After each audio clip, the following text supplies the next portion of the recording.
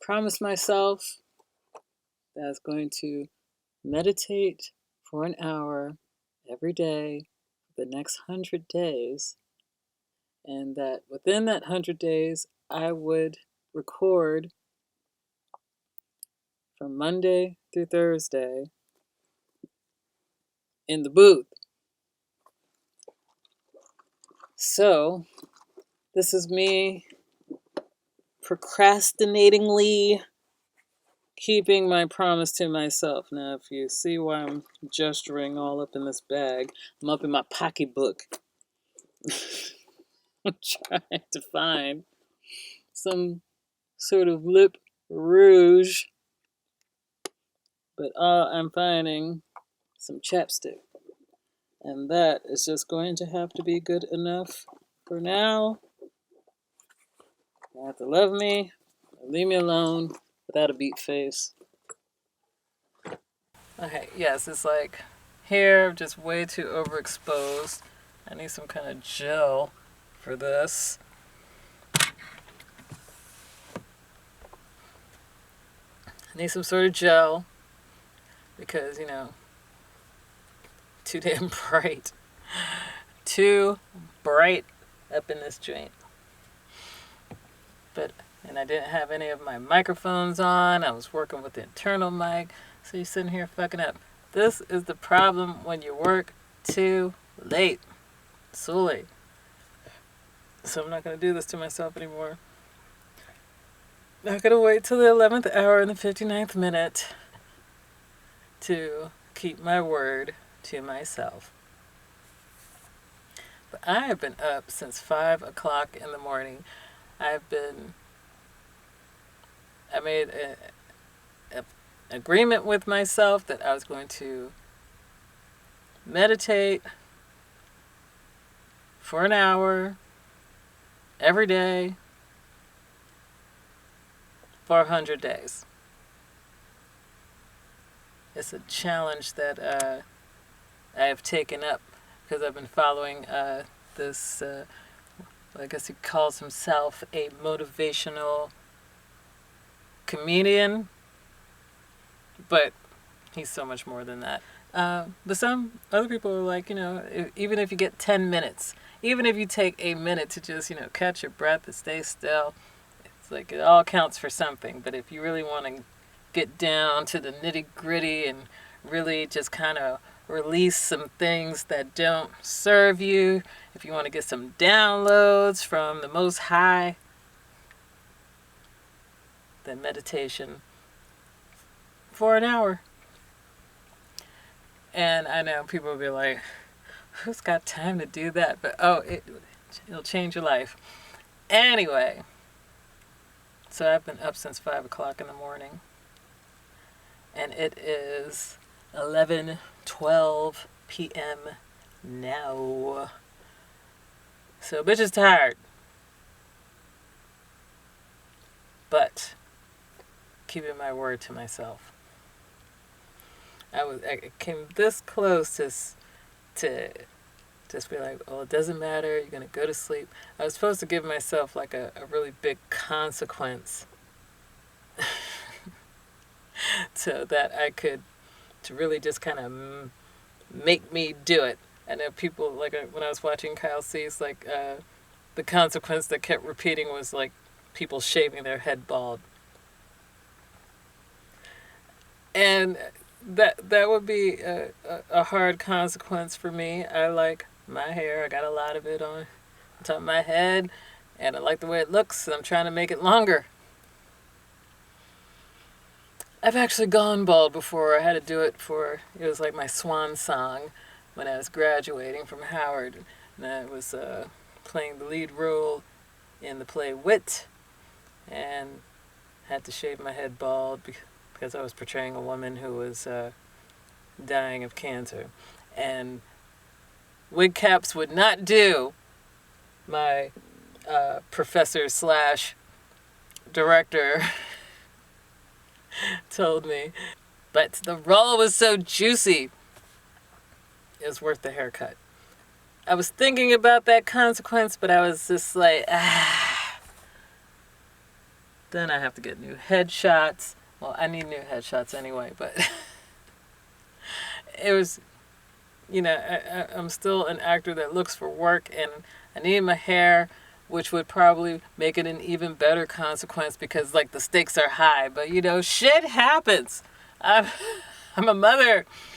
Uh, I got parents that, rely on me, and sometimes some shit might happen where I might just have to skip a day or shift a day or something. I'm trying to give myself that wiggle room. Or is that me just making a whole bunch, like an ass full of excuses? It's like I should be like no matter what.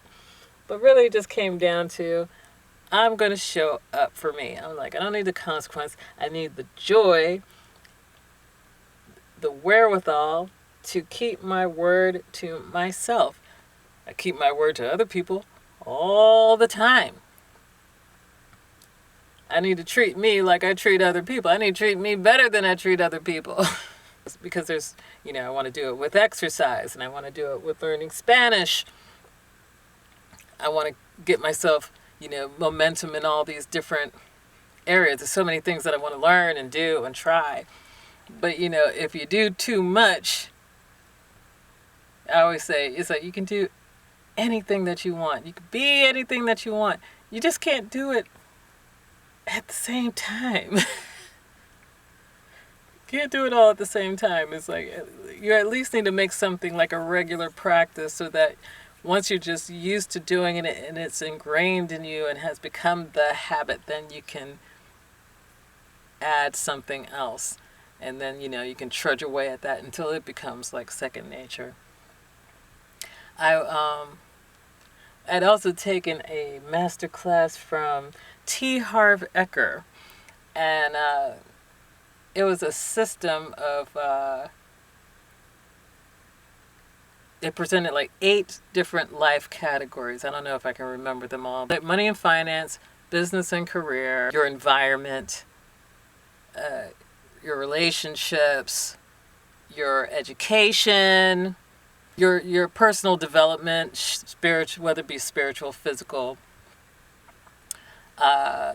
your tithes and offerings, or your contribution, your volunteer work, and I'm forgetting one more of those areas in your life. Your recreation, your play.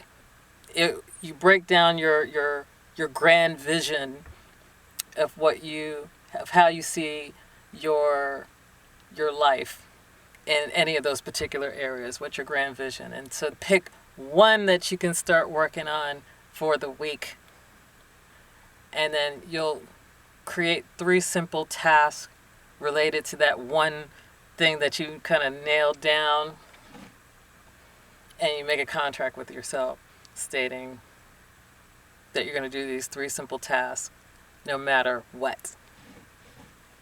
And you give yourself a reward if you do your 3 simple tasks, and you have an accountability person that you rely on. And so you got to pick a good accountability person, someone that's really going to like hold you to task, and you're going to allow them to hold that space for you.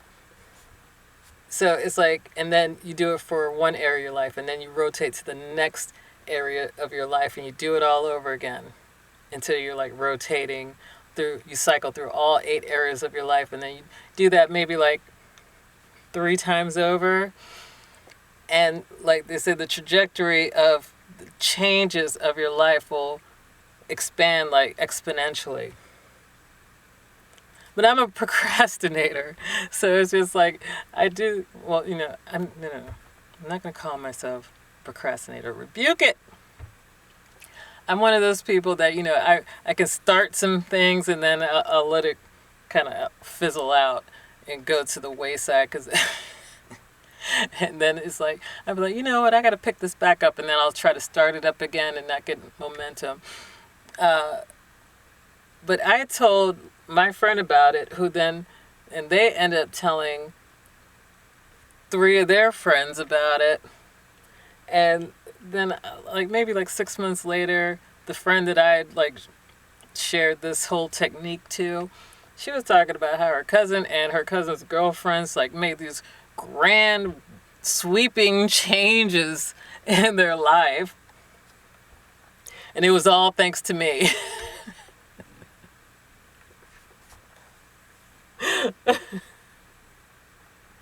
And here I am still kind of like wallowing in this, still haven't made like movement in certain areas in my life that I really want to have movement. I'm just like, I need to follow my own advice. I need to keep my word to myself. So that's why I'm here at 11:21 p.m. tired as hell with 21 more minutes to go as far as recording. I botched up the first 15-20 minutes of this recording. This is where I'm going to cut out now because I got 25 seconds left on the clock. I am very proud of myself. I guess, I don't know why. They say pride is a sin, but I'm proud of myself for showing up for myself. I appreciate me for doing this, even though I didn't feel like it. I feel better now that I've done it. Now, I probably would have felt temporarily good for getting to sleep, but I would have woke up feeling all bad and guilty, and fuck that. There's no room for any of that, these wasted emotions. Now, I was about to say I felt guilty about not working out, but I did do yoga. Worked on the third chakra, so a lot of ab work going on. But because I didn't do some vigorous, like, kind of cardio weightlifting action, I was about to poo-poo on myself, but no. I did do physical activity, and I'm proud of myself. So I did my meditations, I did my exercise, and I showed up for this. I did this recording. So pat myself on the back. And what ways do you want to change your life? What promises do you want to start keeping to yourself no matter what? I say do it. All right.